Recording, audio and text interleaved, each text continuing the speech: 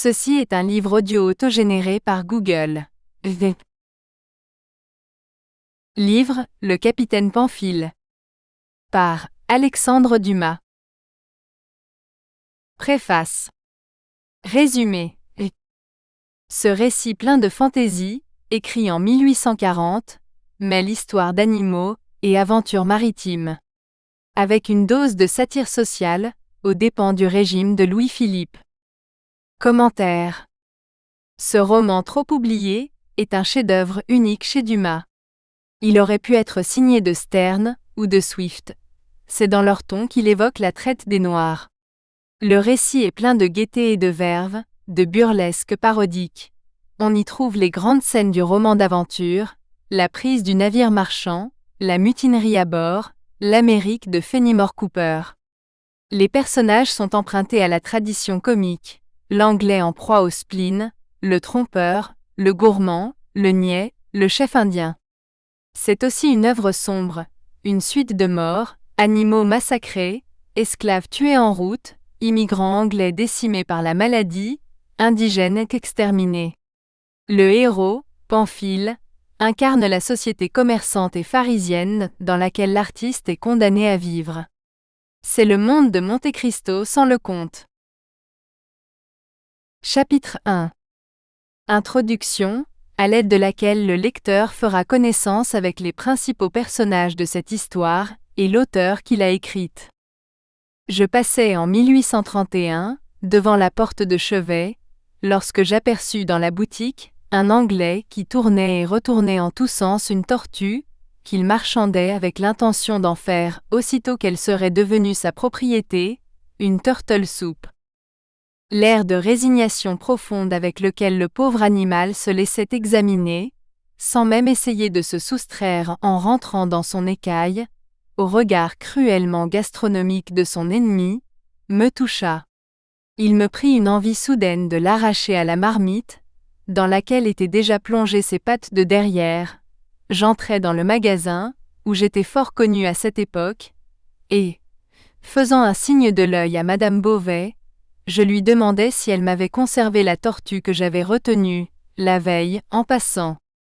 Madame Beauvais me comprit avec cette soudaineté d'intelligence qui distingue la classe marchande parisienne, et, faisant glisser poliment la bête des mains du marchandeur, elle la remit entre les miennes, en disant, avec un accent anglais très prononcé, à notre insulaire, qui la regardait la bouche béante. « Pardon, milord, la petite tortue, il être vendu à monsieur depuis ce matin. » Ah, me dit en très bon français le milord improvisé. « C'est à vous, monsieur, qu'appartient cette charmante bête ?»« Yes, yes, milord, » répondit Madame Beauvais.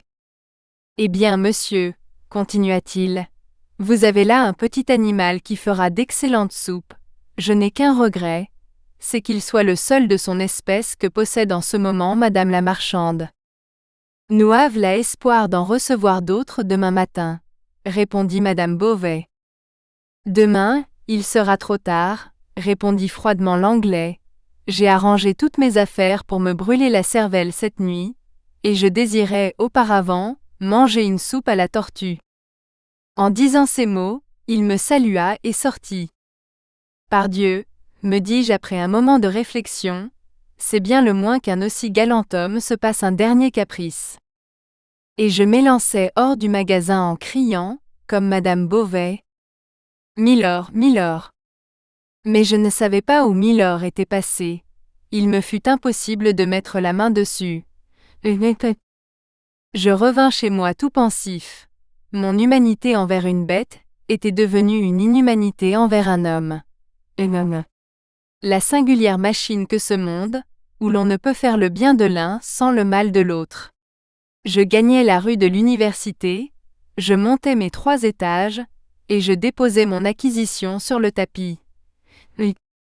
C'était tout bonnement une tortue de l'espèce la plus commune, Testudo lutaria, sive aquarum dulcium, ce qui veut dire, selon Linné chez les anciens, et selon Ray chez les modernes, tortue de marais ou tortue d'eau douce. Or, la tortue de marais ou la tortue d'eau douce tient à peu près, dans l'ordre social des Chéloniens, le rang correspondant à celui que tiennent chez nous, dans l'ordre civil, les épiciers, et dans l'ordre militaire, la garde nationale. C'était bien du reste, le plus singulier corps de tortue, qui eût jamais passé les 4 pattes, la tête et la queue par les ouvertures d'une carapace. À peine se sentit-elle sur le plancher, qu'elle me donna une preuve de son originalité, en piquant droit vers la cheminée avec une rapidité, qui lui valut à l'instant même le nom de gazelle, en faisant tous ses efforts pour passer entre les branches du garde-cendre, afin d'arriver jusqu'au feu, dont la lueur l'attirait. Enfin, voyant au bout d'une heure, que ce qu'elle désirait était impossible, elle prit le parti de s'endormir, après avoir préalablement passé sa tête et ses pattes par l'une des ouvertures les plus rapprochées du foyer, choisissant ainsi, pour son plaisir particulier, une température de 50 à 55 degrés de chaleur, à peu près, ce qui me fit croire que, soit vocation, soit fatalité, elle était destinée à être rôtie un jour ou l'autre, et que je n'avais fait que changer son mode de cuisson, en la retirant du pot-au-feu de mon anglais, pour la transporter dans ma chambre. La suite de cette histoire prouvera que je ne m'étais pas trompée. Comme j'étais obligée de sortir, et que je craignais qu'il n'arrivât malheur à Gazelle, j'appelai mon domestique. « Joseph, lui dis-je, lorsqu'il parut, vous prendrez garde à cette bête. » Il s'en approcha avec curiosité. « Ah tiens, dit-il, c'est une tortue. Ça porte une voiture. »« Oui, je le sais, mais je désire qu'il ne vous en prenne jamais l'envie d'en faire l'expérience. »« Oh ! Ça ne lui ferait pas de mal, » reprit Joseph, qui tenait à déployer devant moi ses connaissances en histoire naturelle. La diligence de l'an passerait sur son dos, qu'elle ne l'écraserait pas. Joseph citait la diligence de l'an, parce qu'il était de Soissons. « Oui, lui dis-je, je crois bien que la grande tortue de mer, la tortue franche, Testudo-Maïdas, pourrait porter un pareil poids, mais je doute que celle-ci, qui est de plus petite espèce. »« Ça ne veut rien dire, » reprit Joseph, « c'est fort comme un Turc, ces petites bêtes-là, et voyez-vous, une charrette de roulier passerait. »« C'est bien, vous lui achèterez de la salade et des escargots. »« Tiens, des escargots ? Est-ce qu'elle a mal à la poitrine ? » Le maître chez lequel j'étais avant d'entrer chez monsieur, prenait du bouillon d'escargot, parce qu'il était physique. Eh bien, ça ne l'a pas empêché. Je sortis sans écouter le reste de l'histoire. Au milieu de l'escalier, je m'aperçus que j'avais oublié mon mouchoir de poche. Je remontai aussitôt. Je trouvai Joseph, qui ne m'avait pas entendu rentrer, faisant l'Apollon du belvédère, un pied posé sur le dos de Gazelle, et l'autre suspendu en l'air, afin que pas un grain des 130 livres que le drôle pesait ne fût perdu par la pauvre bête. « Que faites-vous là, imbécile ? » »« Je vous l'avais bien dit, monsieur, » répondit Joseph tout fier de m'avoir prouvé en partie ce qu'il avançait. « Donnez-moi un mouchoir, et ne touchez jamais à cette bête. »« Voilà, monsieur, » me dit Joseph en m'apportant l'objet demandé. « Mais il n'y a aucune crainte à avoir pour elle. Un wagon passerait dessus. » Je m'enfuis au plus vite, mais je n'avais pas descendu 20 marches, que j'entendis Joseph qui fermait ma porte en marmottant entre ses dents. « Pardieu, je sais ce que je dis. Et puis d'ailleurs, on voit bien à la conformation de ces animaux, qu'un canon chargé à mitraille pourrait. » Heureusement, le bruit qu'on faisait dans la rue m'empêcha d'entendre la fin de la maudite phrase. Le soir, je rentrai assez tard, comme c'est ma coutume. Au premier pas que je fis dans ma chambre, je sentis que quelque chose craquait sous ma botte. Je levai vitement le pied, rejetant tout le poids de mon corps sur l'autre jambe. Le même craquement se fit entendre de nouveau. Je crus que je marchais sur des œufs. Je baissai ma bougie. Mon tapis était couvert d'escargots. Joseph m'avait ponctuellement obéi. Il avait acheté de la salade et des escargots, avait mis le tout dans un panier au milieu de ma chambre.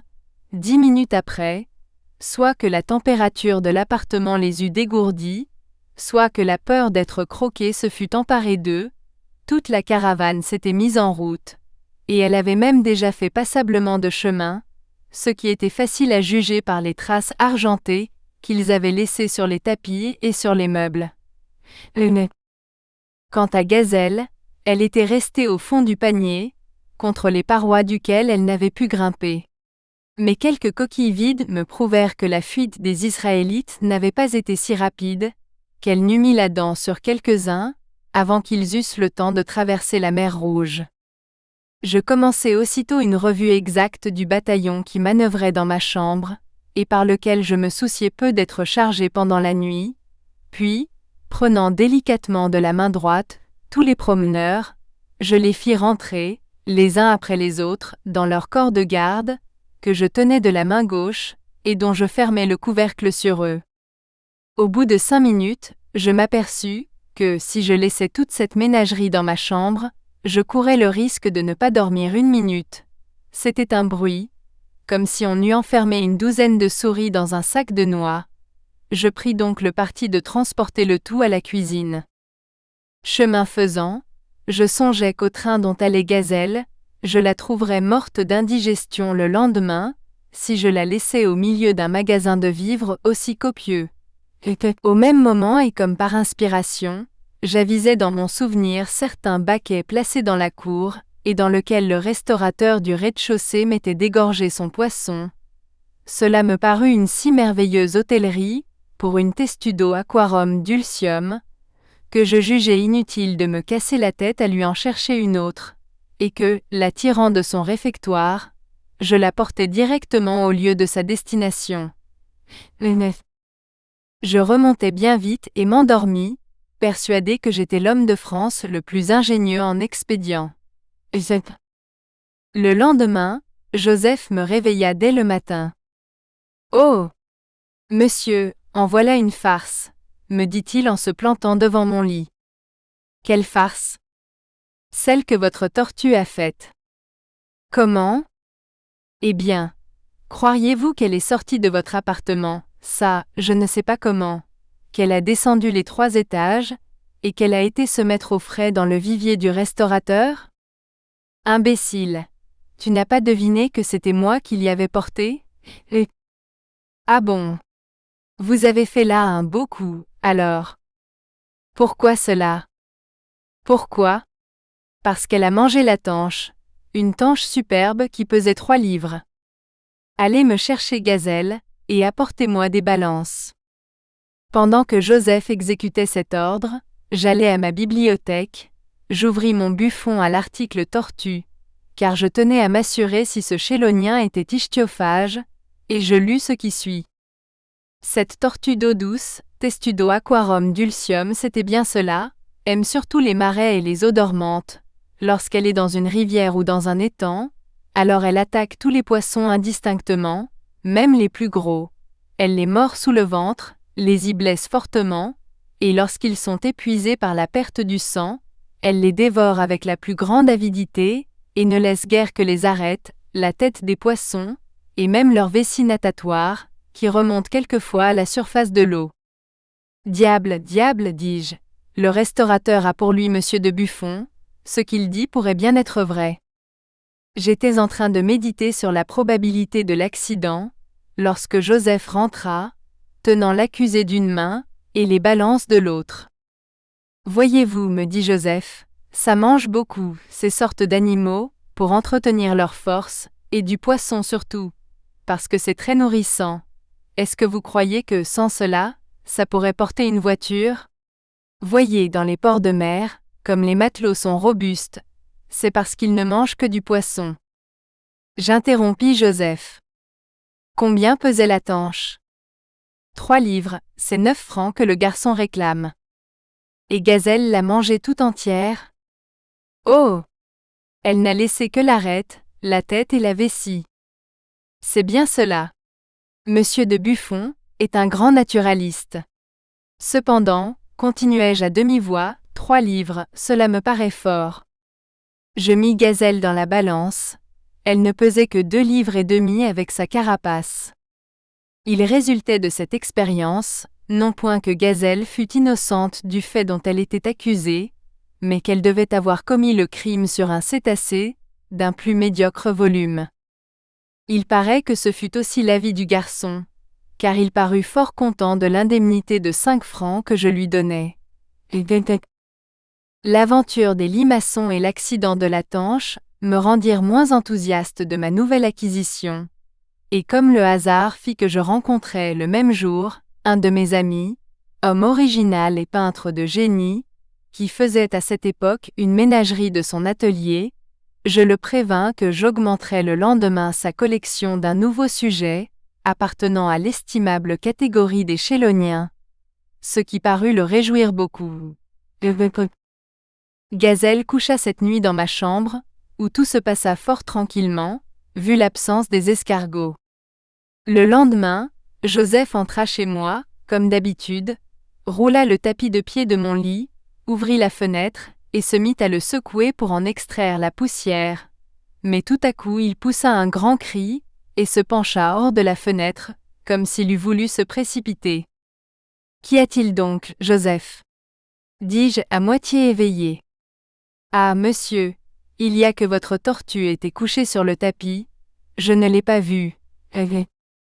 Et ma foi, sans le faire exprès, je l'ai secouée par la fenêtre. Imbécile ! Je sautai à bas de mon lit. Tiens, dit Joseph, dont la figure et la voix reprenaient une expression de sérénité tout à fait rassurante. Tiens, elle mange un chou. En effet, la bête, qui avait rentré par instinct tout son corps dans sa cuirasse, était tombée par hasard sur un tas d'écailles d'huîtres, dont la mobilité avait amorti le coup, et trouvant à sa portée un légume à sa convenance, elle avait sorti tout doucement la tête hors de sa carapace, et s'occupait de son déjeuner aussi tranquillement que si elle ne venait pas de tomber d'un 3e étage.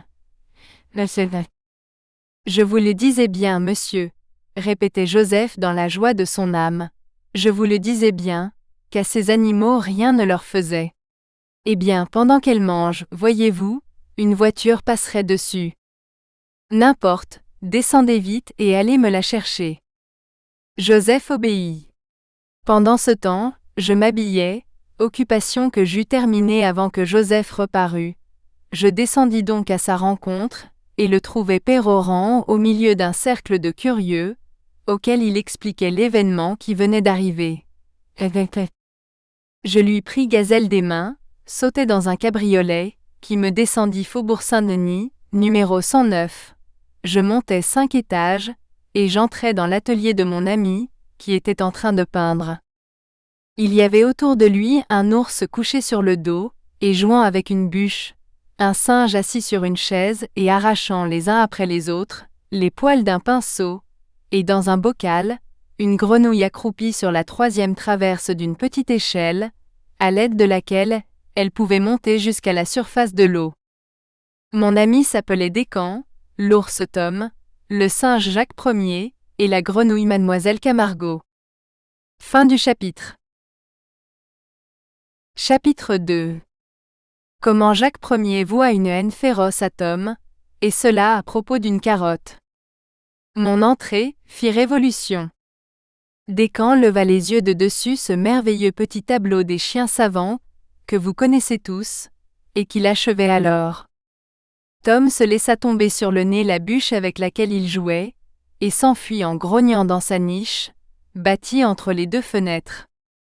Jacques Ier jeta vivement son pinceau derrière lui, et ramassa une paille qu'il porta innocemment à sa bouche avec sa main droite, tandis qu'il se grattait la cuisse de la main gauche, et levait béatement les yeux au ciel. Enfin, Mademoiselle Camargo monta languissamment 1 degré de son échelle, ce qui, dans toute autre circonstance, aurait pu être considéré comme un signe de pluie. Et moi, je posai Gazelle à la porte de la chambre, sur le seuil de laquelle je m'étais arrêté en disant « Cher ami, voilà la bête. Vous voyez que je suis de parole. » Gazelle n'était pas dans un moment heureux. Le mouvement du cabriolet l'avait tellement désorienté, que, pour rassembler probablement toutes ses idées, et réfléchir à sa situation le long de la route, elle avait rentré toute sa personne sous sa carapace. Ce que je posais par terre avait donc l'air tout bonnement d'une écaille vide. Néanmoins, Lorsque Gazelle sentit par la reprise de son centre de gravité qu'elle adhérait à un terrain solide, elle se hasarda de montrer son nez à l'ouverture supérieure de son écaille.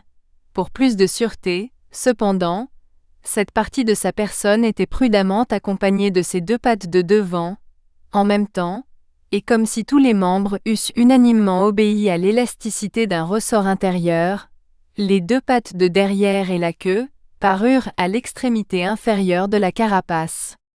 5 minutes après, Gazelle avait mis toute voile dehors. Elle resta cependant encore un instant en panne, branlant la tête à droite et à gauche comme pour s'orienter.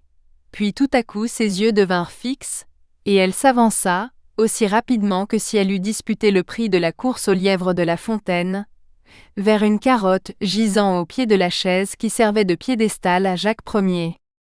Celui-ci regarda d'abord avec assez d'indifférence la nouvelle arrivée s'avancer de son côté, mais dès qu'il s'aperçut du but qu'elle paraissait se proposer, il donna des signes d'une inquiétude réelle, qu'il manifesta par un grognement sourd, qui dégénéra, au fur et à mesure qu'elle gagnait du terrain, en cris aigus interrompus par des craquements de dents. Enfin, lorsqu'elle ne fut plus qu'à 1 pied de distance du précieux légume, l'agitation de Jacques prit tout le caractère d'un désespoir réel. Il saisit d'une main le dossier de son siège, et de l'autre, la traverse recouverte de paille, et probablement dans l'espoir d'effrayer la bête parasite qui venait lui rogner son dîner, il secoua la chaise de toute la force de ses poignets, jetant ses 2 pieds en arrière comme un cheval qui rue, et accompagnant ses évolutions de tous les gestes et de toutes les grimaces qu'il croyait capable de démonter l'impassibilité automatique de son ennemi. Mais tout était inutile. Gazelle n'en faisait pas pour cela un pas moins vite que l'autre. Jacques Ier ne savait plus à quel saint se vouer. Heureusement pour Jacques, qu'il lui arriva en ce moment un secours inattendu. Tom, qui s'était retiré dans sa loge à mon arrivée, avait fini par se familiariser avec ma présence, et prêtait, comme nous tous, une certaine attention à la scène qui se passait, étonné d'abord de voir se remuer cet animal inconnu, devenu, grâce à moi, commensal de son logis. Il l'avait suivi dans sa course vers la carotte avec une curiosité croissante. Or, comme Tom ne méprisait pas non plus les carottes, lorsqu'il vit Gazelle près d'atteindre le précieux légume, il fit 3 pas en trottant, et levant sa grosse patte, il la posa lourdement sur le dos de la pauvre bête, qui, frappant la terre du plat de son écaille, rentra incontinent dans sa carapace et resta immobile à 2 pouces de distance du comestible, qui mettait en ce moment en jeu une triple ambition. Tom parut fort étonné de voir disparaître, comme par enchantement, tête, pattes et queue. Il approcha son nez de la carapace, souffla bruyamment dans les ouvertures. Enfin, et comme pour se rendre plus parfaitement compte de la singulière organisation de l'objet qu'il avait sous les yeux, il le prit, le tournant et le retournant entre ses 2 pattes, puis, comme convaincu qu'il s'était trompé en concevant l'absurde idée qu'une pareille chose fût douée de la vie et pût marcher, il la laissa négligemment retomber, prit la carotte entre ses dents, et se mit en devoir de regagner sa niche. Ce n'était point là l'affaire de Jacques. Il n'avait pas compté que le service que lui rendait son ami Tom serait gâté par un pareil trait d'égoïsme.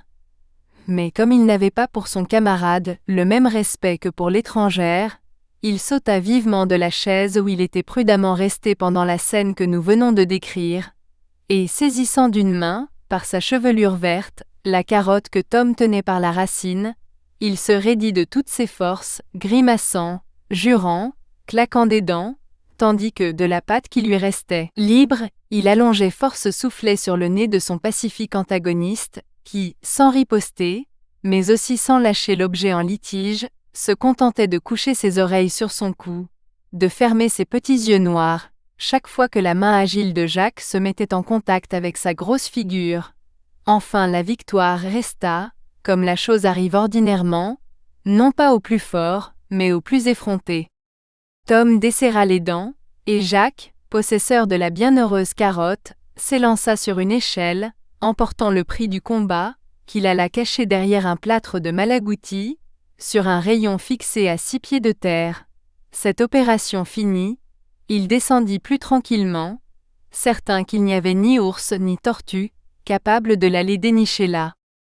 Arrivé au dernier échelon, et lorsqu'il s'agit de remettre pied à terre, il s'arrêta prudemment, et, jetant les yeux sur Gazelle, qu'il avait oubliée dans la chaleur de sa dispute avec Tom, il s'aperçut qu'elle se trouvait dans une position qui n'était rien moins que offensive.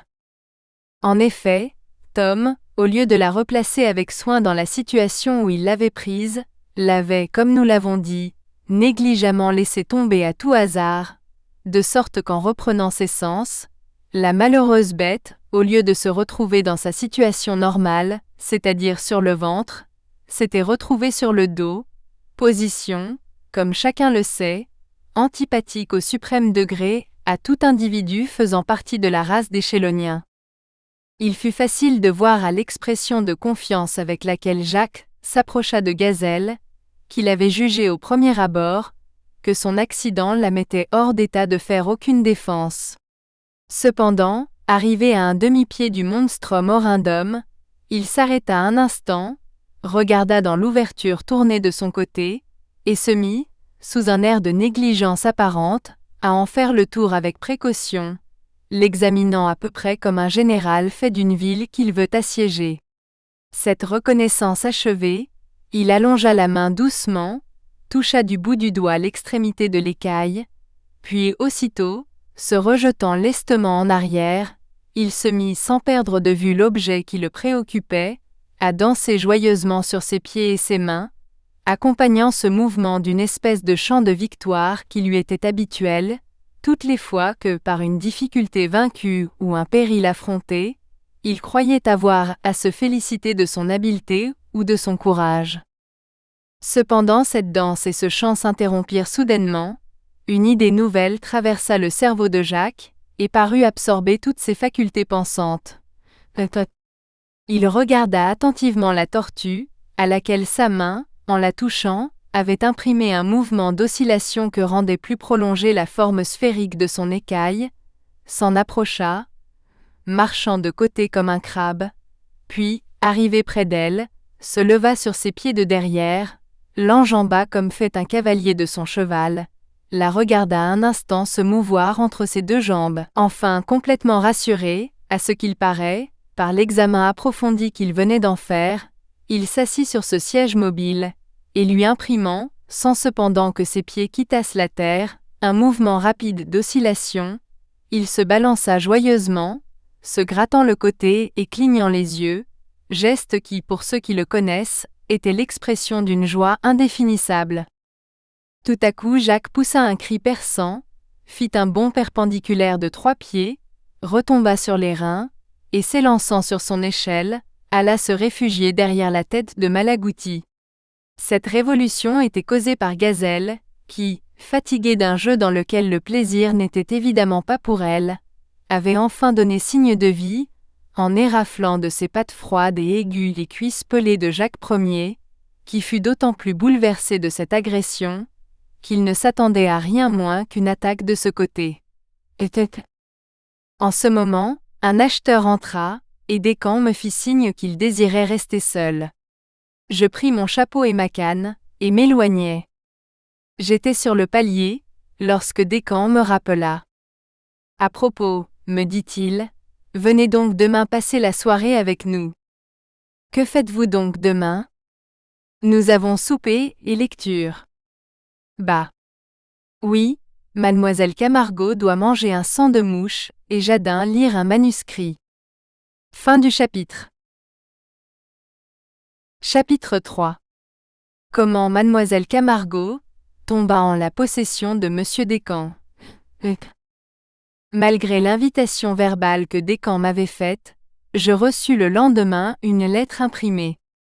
Ce double emploi avait pour but de me rappeler la tenue de rigueur, les invités ne devant être admis qu'en robe de chambre et pantoufles. Je fus exact à l'heure et fidèle à l'uniforme. C'est une curieuse chose à voir, que l'atelier d'un peintre, lorsqu'il a coquettement pendu à ses 4 murailles, pour faire honneur aux invités, ces joyaux des grands jours, fournis par les 4 parties du monde. Vous croyez entrer dans la demeure d'un artiste, et vous vous trouvez au milieu d'un musée, qui ferait honneur à plus d'une ville préfectorale de France. Ces armures, qui représentent l'Europe au Moyen Âge, datent de divers règnes et trahissent par leur forme l'époque de... Nous espérons que vous avez apprécié cet aperçu. Pour continuer à écouter ce livre audio sur Google Play Livres, utilisez le lien dans la description de la vidéo.